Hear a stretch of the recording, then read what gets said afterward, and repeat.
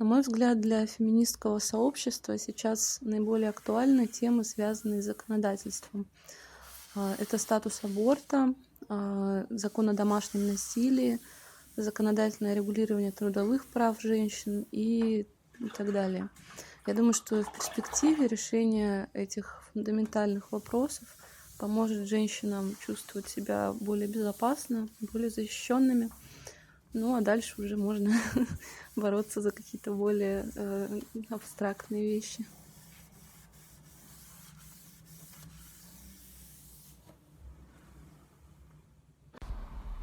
Сегодня я думаю о феминизме как об особой оптике, бережности и одновременно четких границах. Мне интересно искать свой путь в феминизме. Сейчас он не предполагает активизма, а направлен на внутреннее преобразование. Меня влечет женственность, подчеркнутая в наивном проявлении, смелость носить кружева, рюши, розовые, не стесняться этого, иметь свою позицию. Феминизм сейчас для меня — это возможность выбирать круг общения, тон коммуникации и не испытывать необходимости оправдываться за свой выбор.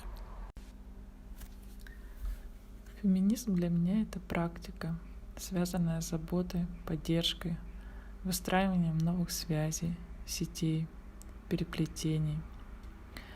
Для меня важна сейчас связь феминизма и экологии. Как быть экологичным, как практиковать феминизм. Я думаю, тут важна определенная пластика.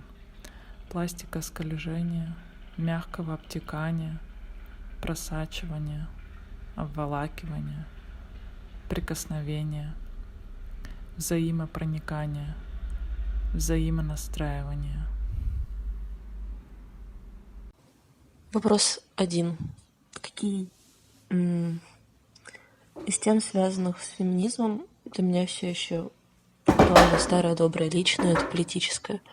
И меня волнует экономика, как это все работает.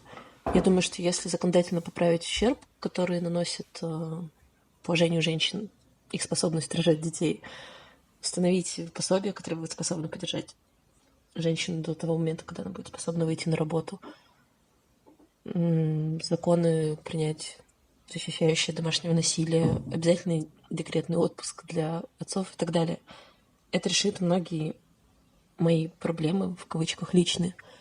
Потому что сейчас женщины назначены ответственными за воспроизводство человечества, населения, людей. И со всех сторон государство кричит: размножайтесь, но при этом личные ресурсы людей исчерпаны, а общество к решению проблемы не подключается.